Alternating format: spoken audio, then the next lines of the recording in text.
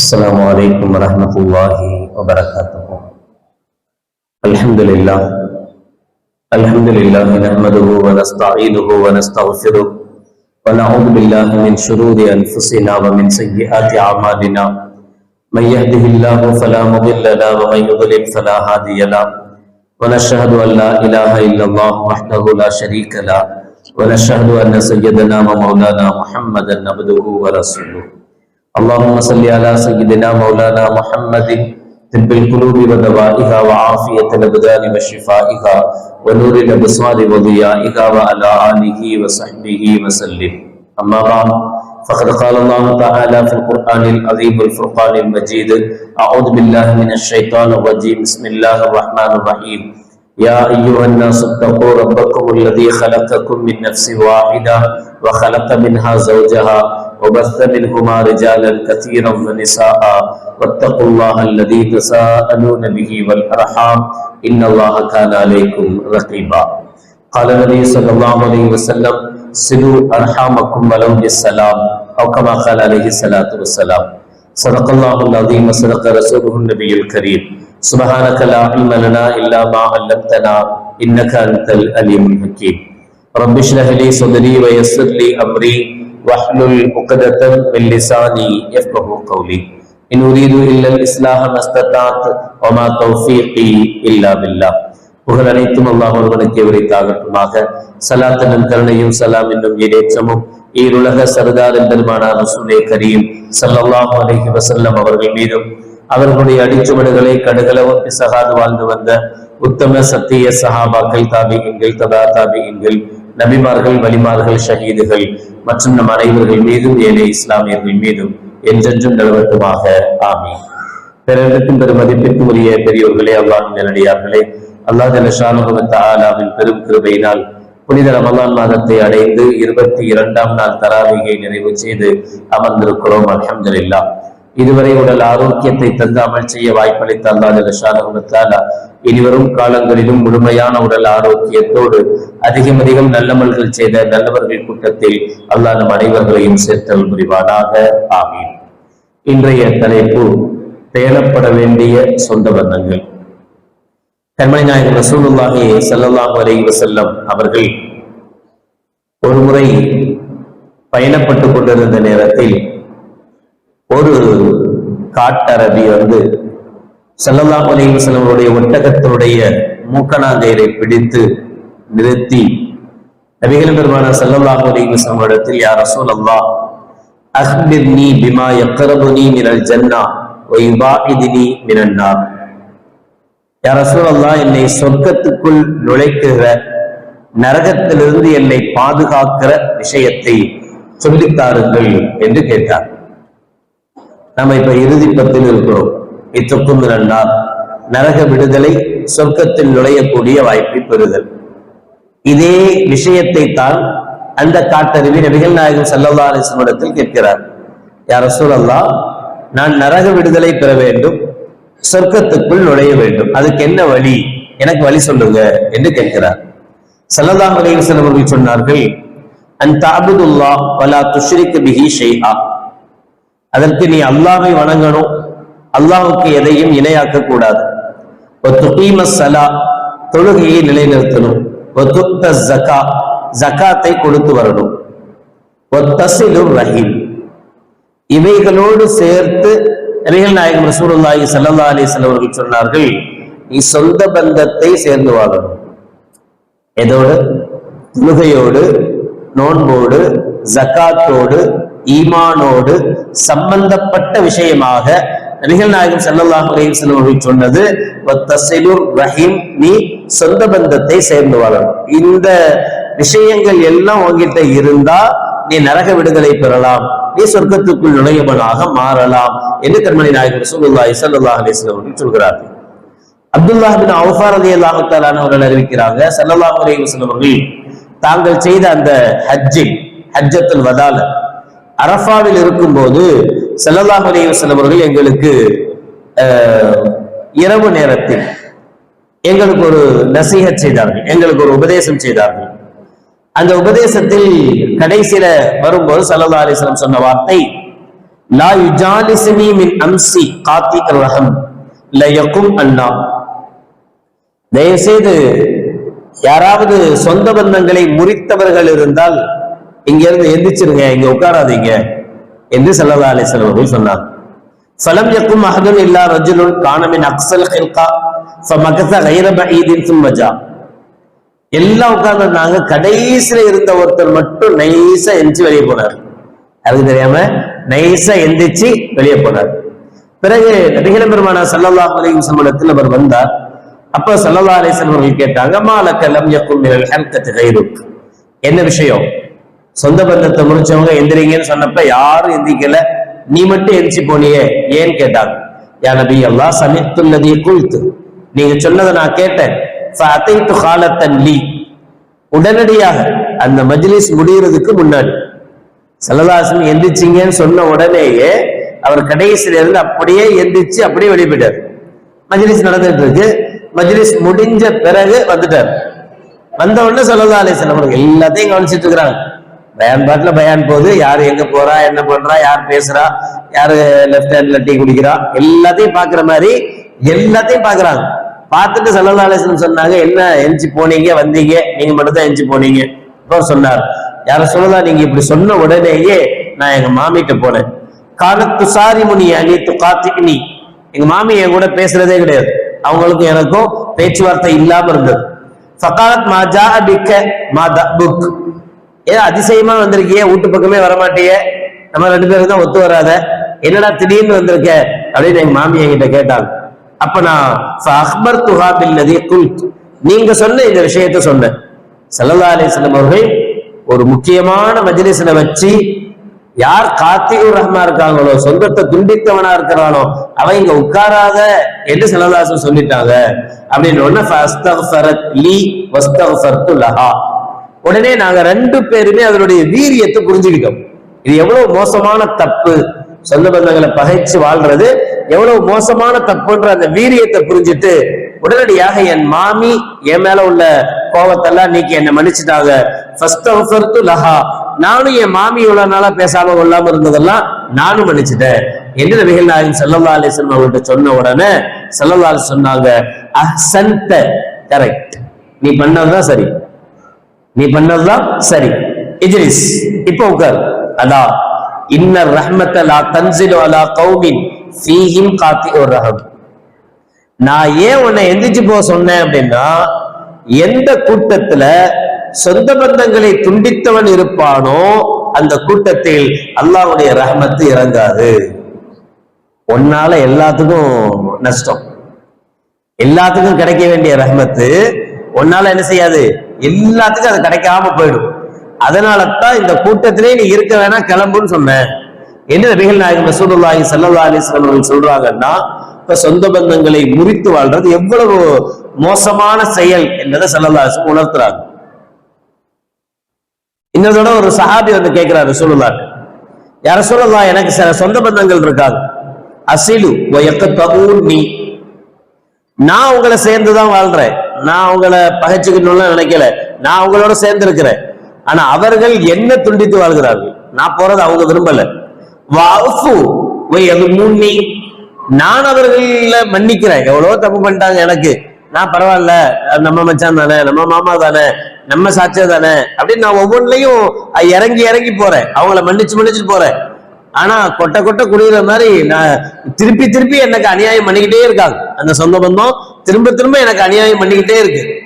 வஹ்சினு வயுஸீஉன்னி, நான் என்னால முடிஞ்ச அளவுக்கு அவங்களுக்கு நல்லது செய்யறேன், அவங்க எவ்வளவு முடியுமோ அவ்வளவு கெடுதல் பண்றாங்க. அப்ப உகாஃபிஹும் யா ரசூலல்லாஹ், இவ்வளவு மோசமா இருக்கிற இந்த சொந்த பந்தத்தை எப்படி நான் சேர்ந்திருக்க முடியும், நான் அவங்களை விட்டு பிரிஞ்சிடவா, நான் அவங்களுடைய உறவை துண்டித்துக் கொள்ளவா என்று ஸல்லல்லாஹு அலைஹி வஸல்லம் அவங்கள்ட்ட கேட்டப்ப ஸல்லல்லாஹு சொன்னாங்க, லா, துண்டிக்க கூடாது. இதன் தஷ்தரிக்கூன ஜமீஆ, இப்பத்தான் நீ அவங்களோட ரொம்ப சேர்ந்திருக்கணும். வலாக்கின் ஹுத் பில் ஃபضல், அவர்களை இன்னும் மன்னிச்சு விடு. வசில்ஹும், அவர்களோடு சேர்ந்து வாழ்.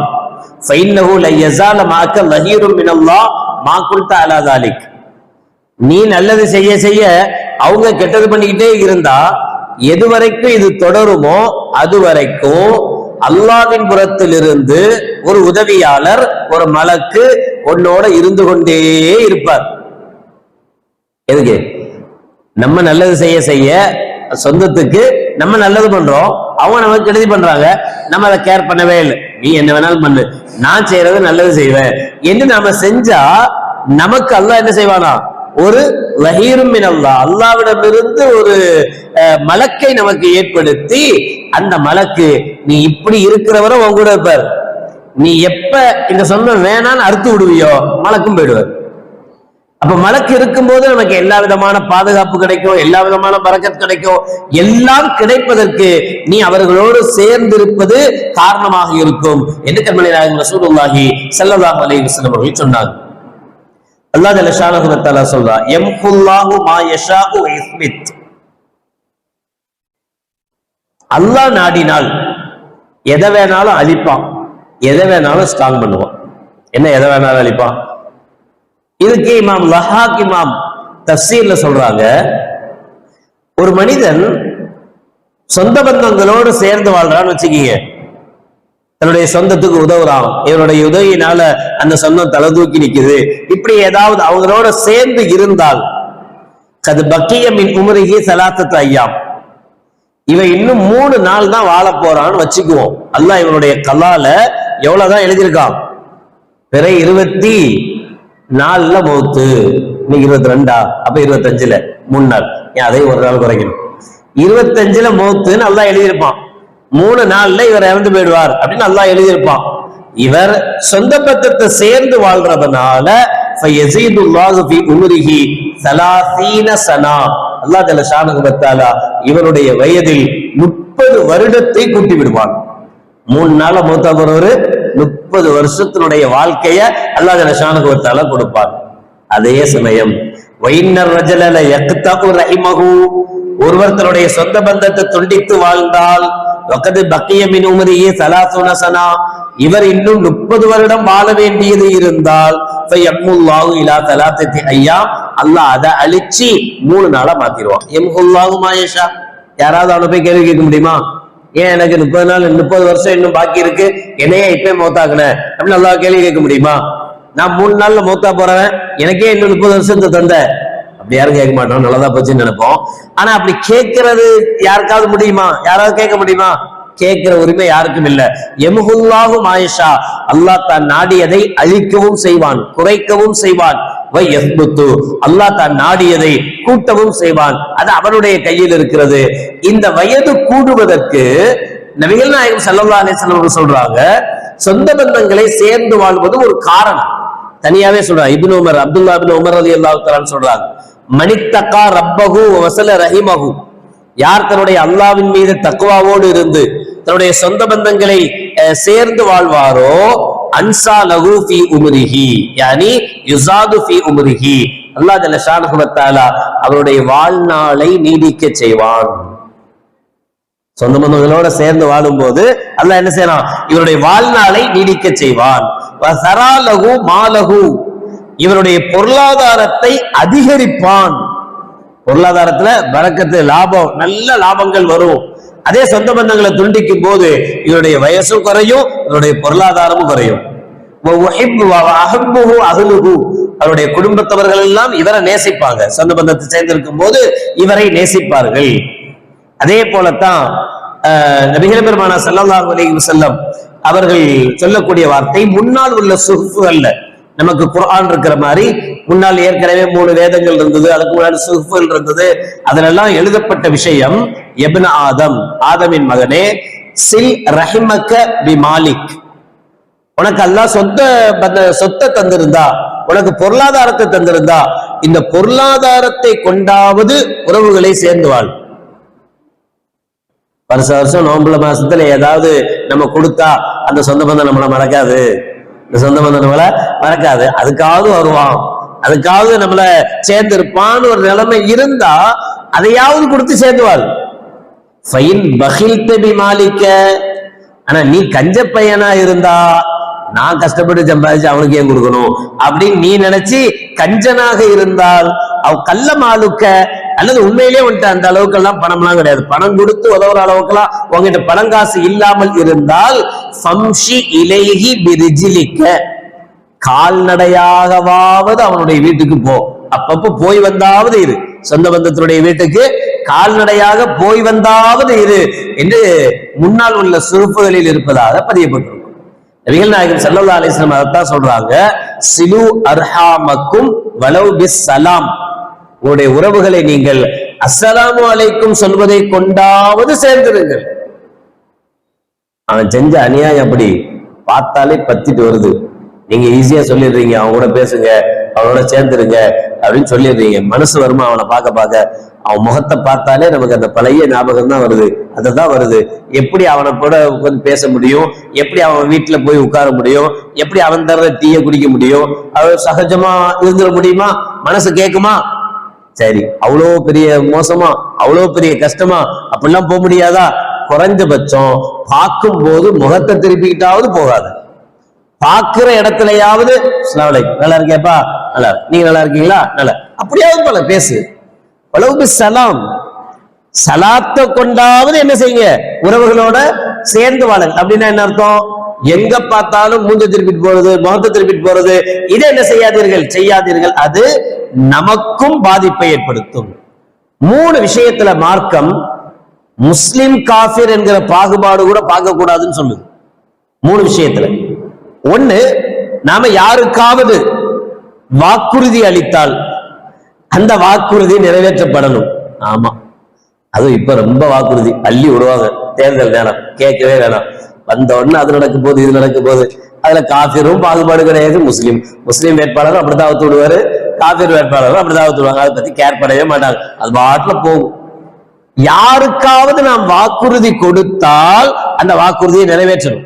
நாம வாக்குறுதி கொடுத்தது முஸ்லிமா இருந்தாலும் சரி, காஃபிருக்கு ஒரு வாக்குறுதி கொடுத்தாலும் அந்த வாக்குறுதி நிறைவேற்றப்பட வேண்டும். இதுல முஸ்லிம் காஃபிர் என்கிற வித்தியாசம் கிடையாது.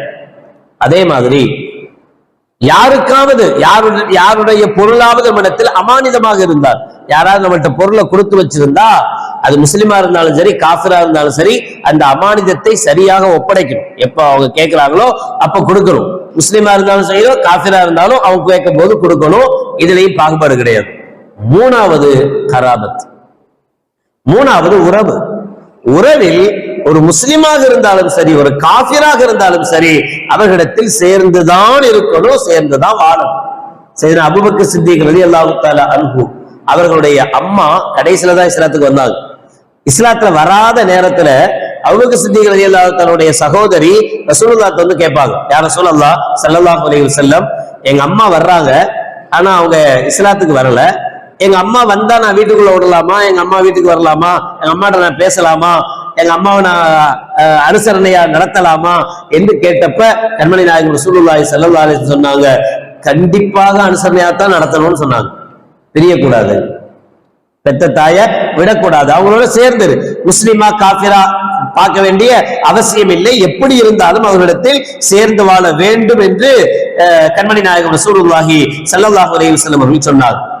இந்த அளவுக்கு அல்லாஹ் ரஹ்மான் சொல்றோம், பிஸ்மில்லாஹிர் ரஹ்மானிர் ரஹீம், ரஹ்மான் ரஹ்மான் அருளாளன் சொல்றோம்ல, இதே மாதிரிதான் உறவுக்கும் அரபுல ரஹம் என்பதுதான் பேரு.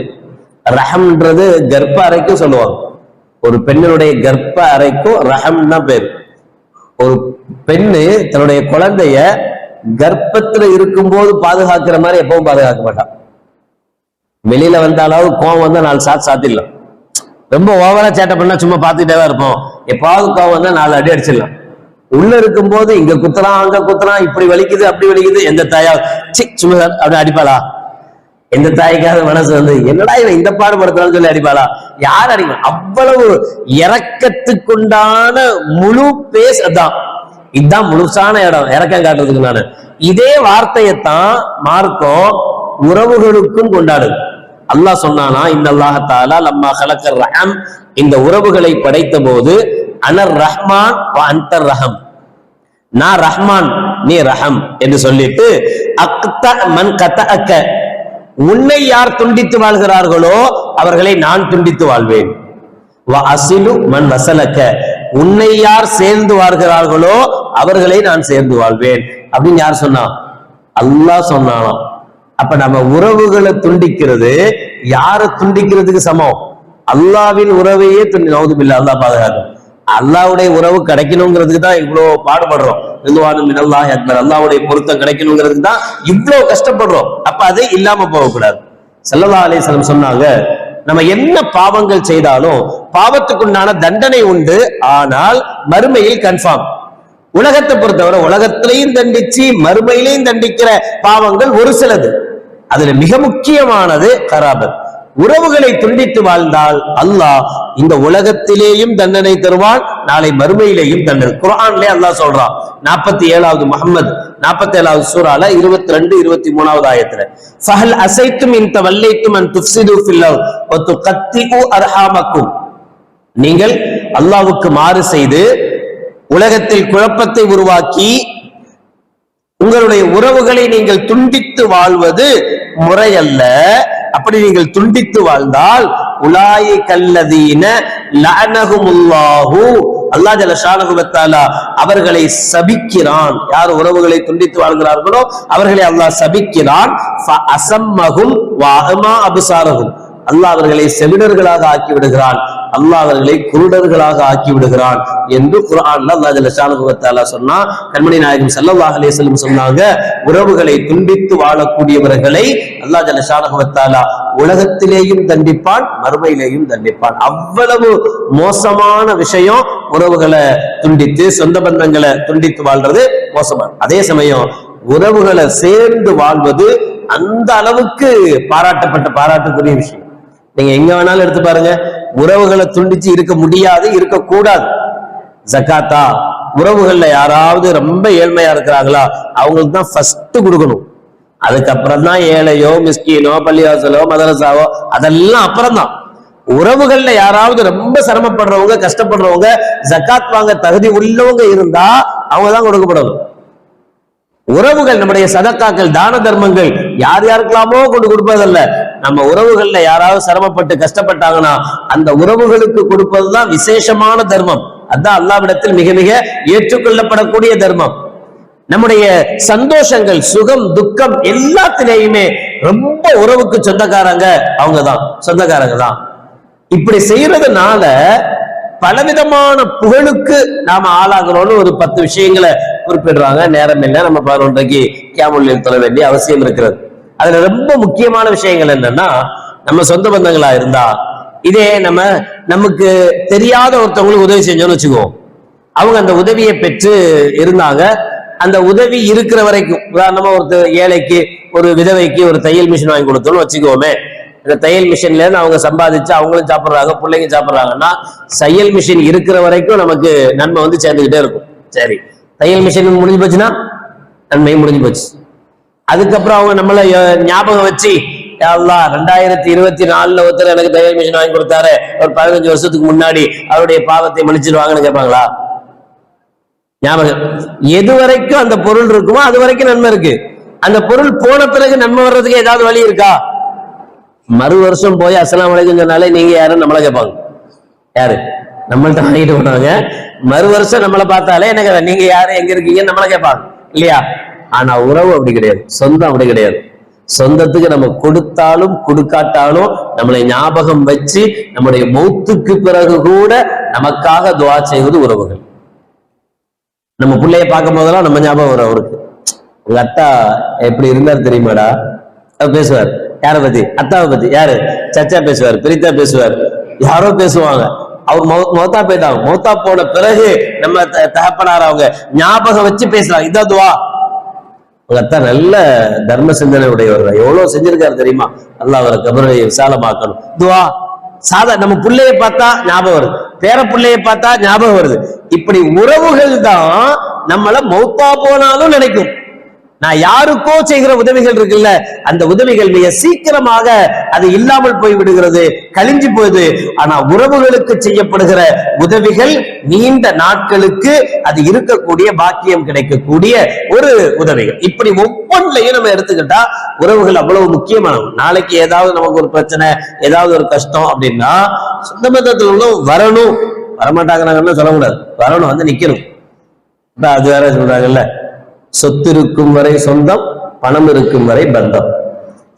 உண்மை அது கிடையாது, உண்மை அது கிடையாது. நான் சொல்றேனே, பல விஷயங்களை உலகம் நமக்கு இப்படி இப்படி இப்படி இப்படின்னு காட்டி காட்டி காட்டி நம்மளையும் அப்படியே வாழ வைக்குது. பிஜேபி வந்துடும், பிஜேபி வந்துடும், பிஜேபி வந்துடும், நாமளும் அப்படியே நம்ப ஆரம்பிச்சோம். ஆமா வந்துடும் அப்படின்னு முடிவு பண்ணிடுறோம் நாமளே.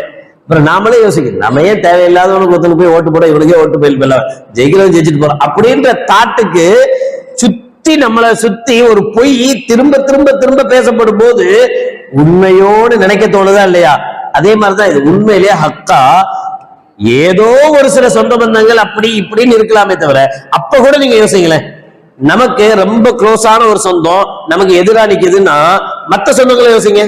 எல்லாருமே எதிரா போயிட்டாங்க, நம்ம கூட இருக்கிற ஒட்டுமொத்த எல்லா சொந்தமும் நமக்கு எதிரா போயிடுச்சா? போகாது. அப்படியே போனா கூட ஒரு கஷ்டத்துல ஒரு சிரமத்துல நாம அகப்பட்டு கொண்டா ஃபர்ஸ்ட் வந்து நிக்கிறது அந்த சொந்தமா தான் இருக்கும். ஏதாவது ஆக்சிடென்ட் ஆயிடுச்சு படுத்துட்டாருன்னா சும்மா விட்டு போயிடுவாங்களா? நம்ம உறவுகள் எல்லாம் என்னடம் கிடக்கட்டும் எப்படியே செத்துட்டு போறாரு விடுவாங்களா? நாம நாக்கு பிடுங்குற மாதிரி கேள்வி கேட்டிருப்போம் அவங்கள. ஆனா அதெல்லாம் மறந்துட்டு வந்து நிப்பாங்க. சரி விடு, சின்ன வயசுல ஏதோ கேட்டு தொலைச்சிட்டான், வயசு இல்லாத காலத்துல கேட்டான், அதெல்லாமா இப்ப ஞாபகம், இப்ப அவனுக்கு என்ன பிரச்சனை அத அப்படின்னு ஒரு சொந்தம் நிற்கும். அப்ப சொந்தங்கள் எப்போதும் நமக்கு உறவுகளாக அரவணைக்கப்பட வேண்டிய சொந்தங்கள், பாதுகாக்கப்பட வேண்டிய சொந்தங்கள். தயவு செய்து நம்முடைய பிள்ளைகளுக்கு நம்முடைய உறவுகளை அடையாளப்படுத்துங்கள், உறவுகளை சொல்லி கொடுங்க. இவர் அப்படி, இவர் இவது, இந்த சொந்தத்துல உள்ளவர் என்பதை அடையாளப்படுத்துங்க. அழகான ஒரு ஸ்கூலுடைய லீவு காலம்லாம் வரப்போகுது, கொடைக்கானல், ஊட்டி, எங்கெல்லாமோ துபாய் அப்படிலாம் நம்ம பெரிய பெரிய பிளான் போட்டிருப்போம்.